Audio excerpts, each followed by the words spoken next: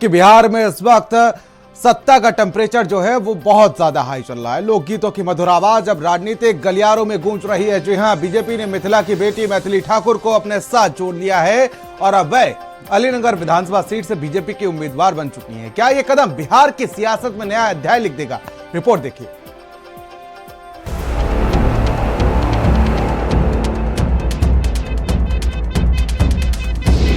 मैथिली बनेगी गायिका से विधायिका।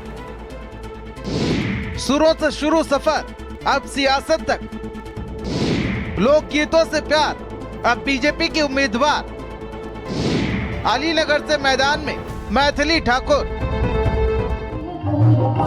वो सुर जिनसे मिथिला की मिट्टी महकती थी, वो आवाज जो घर घर में लोक गायन की पहचान बन चुकी थी, अब राजनीति के मंच पर गूंज रही है। बीजेपी ने मैथिली ठाकुर को अलीनगर सीट से प्रत्याशी बनाकर मिथिलांचल में बड़ा सियासी दांव खेल दिया है। एक तरफ कला की पहचान, दूसरी तरफ बीजेपी की रणनीति। अब दोनों मिलकर बिहार की राजनीति में नया अध्याय लिखने जा रहे हैं। मधुबनी जिले के बेनीपट्टी गांव की रहने वाली है मैथिली।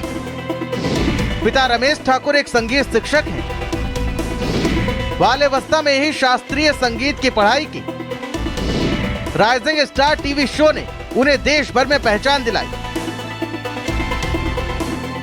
आज उनके भजन, लोकगीत और सूफियाना प्रस्तुतियां न सिर्फ भारत बल्कि नेपाल और प्रवासी भारतीयों में भी लोकप्रिय हैं।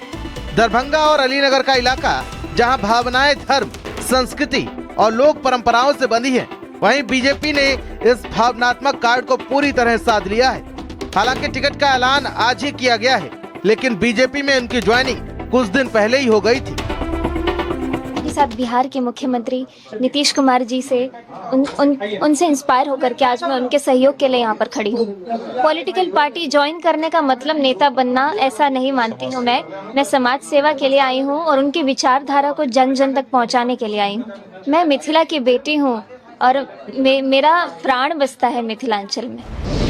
बिहार की सियासत में अब आवाज बदल चुकी है। अब नारों के बीच सुर भी गूंजेंगे। अलीनगर की धरती से बीजेपी ने एक नई धुन छेड़ दी है और इस बार इसकी रागिनी है मैथिली ठाकुर।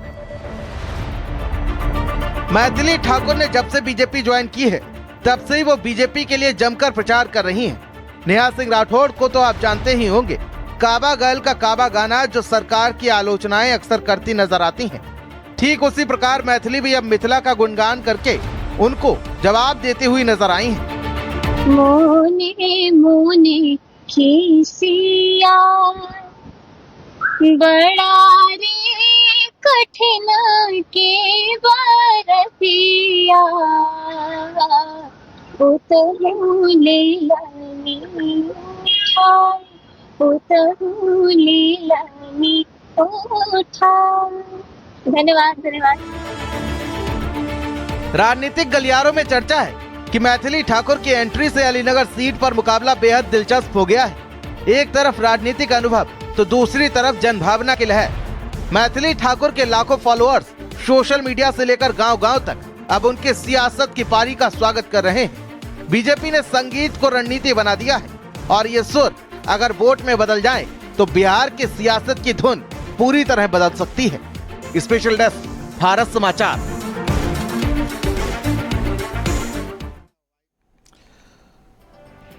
तो अब फिलहाल अगर बात की जाए तो मैथिली ठाकुर के ये सुर कितने फिट बैठते हैं, ये तो फिलहाल आने वाले समय में पता चल जाएगा। चलिए अब बात